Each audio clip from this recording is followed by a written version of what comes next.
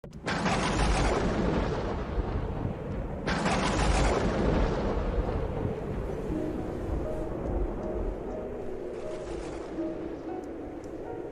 ce temps-là, Jésus parlait à ses disciples de sa venue. Il disait cette parabole: le royaume des cieux sera comparable à 10 jeunes filles invitées à des noces, qui prirent leurs lampes et s'en allèrent à la rencontre de l'époux. 5 d'entre elles étaient insensées et 5 étaient prévoyantes. Les insensées avaient pris leurs lampes sans emporter d'huile, tandis que les prévoyantes avaient pris avec leurs lampes de l'huile en réserve. Comme l'époux tardait, elles s'assoupirent toutes et s'endormirent.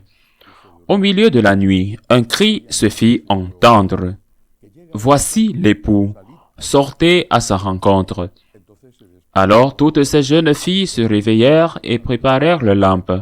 Les insensés demandèrent aux prévoyantes: « Donnez-nous de votre huile, car nos lampes s'éteignent. » Les prévoyantes leur répondirent: « Jamais cela ne suffira pour nous et pour vous. Allez plutôt vous en procurer chez les marchands. » Pendant qu'elles allaient en acheter, l'époux arriva. Celles qui étaient prêtes entrèrent avec lui dans la salle des noces et l'on ferma la porte. Plus tard, les autres jeunes filles arrivent à leur tour et disent: « Seigneur, Seigneur, ouvre-nous. » Il leur répondit: « Amen, je vous le dis, je ne vous connais pas. Veillez donc, car vous ne savez ni le jour ni l'heure. » Acclamons la parole de Dieu. C'est un évangile plein d'enseignements. Mais je voudrais commencer par raconter ou faire allusion à une fable. Il s'agit d'une fable très ancienne, probablement pas même celle dont l'auteur, Ésope, est connu de la Grèce antique, la fable de la cigale et de la fourmi. Elle a ensuite été reprise par le français La Fontaine et l'espagnol Samaniego dans leur recueil de fables. La cigale passe la journée avec son cri-cri sans se soucier de l'avenir. La fourmi passe la journée à travailler, à préparer de la nourriture dans ses galeries en pensant à l'hiver. Quand l'hiver arrive, quand la famine arrive, la cigale meurt. La fourmi survit. Je me souviens de cette fable. On me l'a apprise lorsque j'étais enfant à l'école, à l'époque où, en Espagne, on nous enseignait la littérature classique et où nous étions obligés d'apprendre les choses par cœur, d'exercer notre mémoire. Quelle époque! Mais je me souviens de mon père qui était, comme ma mère, une machine à travailler et à économiser. Et mon père disait: « L'argent est là pour être dépensé quand il faut le dépenser. Mais pour le dépenser, il faut l'avoir. Et pour l'avoir, il faut travailler. Il faut le gagner et il faut l'épargner. » C'est la fable d'Ésope, appliquée à la vie d'un homme qui a vécu la guerre civile en Espagne et la famine presque totale. Eh bien, cela qui se réfère à la vie ici sur terre. C'est ce que Jésus nous enseigne, mais en référence à la vie la plus importante, à la vie éternelle. Nous devons nous préparer pour l'avenir. L'enseignement de Jésus aujourd'hui n'est pas une fable, c'est une parabole. Cet enseignement nous dit au moins 3 choses. Premièrement, il y a la vie éternelle.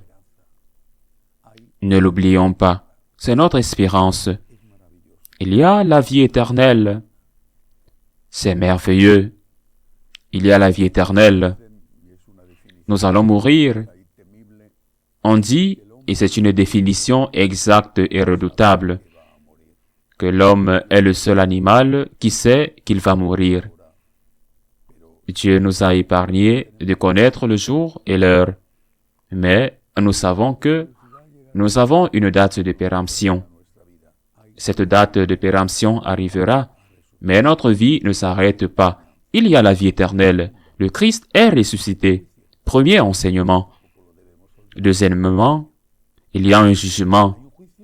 Et il ne faut pas l'oublier non plus. Il y a un jugement. Il y a un jugement marqué par la miséricorde de Dieu. Mais un jugement dans lequel notre comportement sur cette terre sera pris en compte. Vie éternelle et jugement. C'est l'hiver de la fable. C'est l'hiver où celui qui a sauvé la fourmi laborieuse pourra résister et où celui qui n'a pas sauvé la cigale mourra. C'est-à-dire que si nous nous sauvons avec nos bonnes œuvres, à l'heure du jugement, nous serons reçus avec Dieu.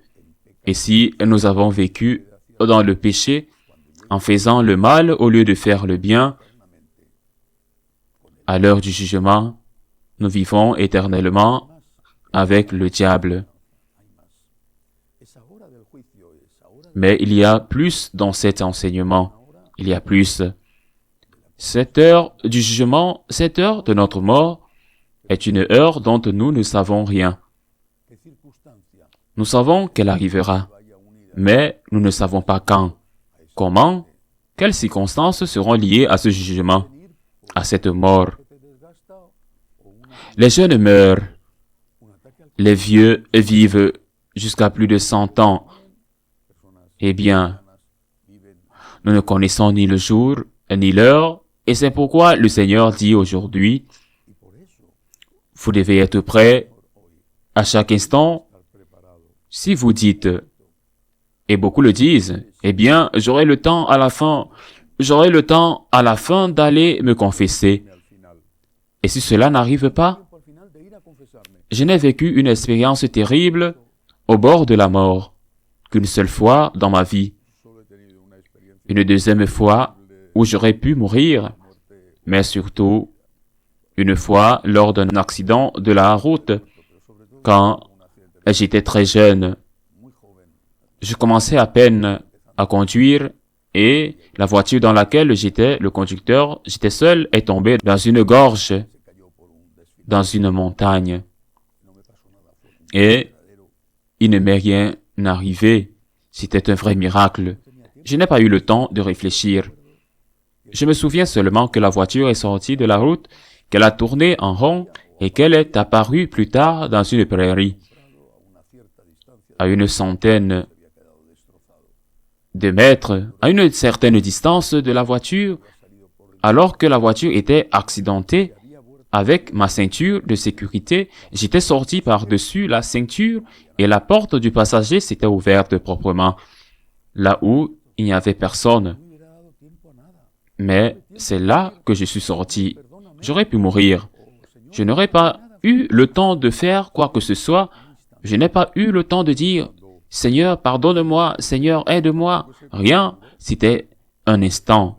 Quand je me suis réveillé, et je ne sais pas combien de temps cela a duré, j'ai dit un Ave Maria pour remercier, mais j'étais hors de danger.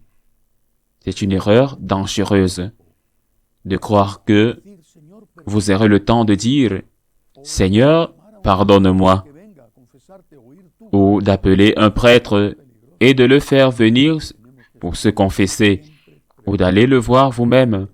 C'est une erreur dangereuse, nous devons toujours être prêts. C'est ce que nous enseigne l'Évangile. Il y a la vie éternelle et il y a le jugement. Mais, comme on ne connaît ni le jour ni l'heure, il faut toujours être prêt. Et le Seigneur te le dit pour ton bien.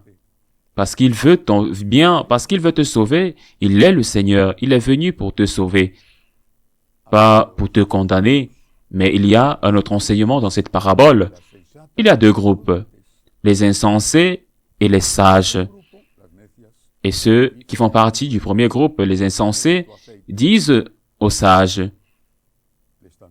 « Prête-moi un peu de ton huile. » Ils disent, ceux qui n'ont pas de bonnes œuvres aux autres, « Prêtez-moi vos bonnes œuvres. » Que je puisse dire devant Dieu, « J'ai fait l'aumône même si je n'ai pas fait l'aumône et que j'ai dépensé l'argent au lieu de penser à le partager.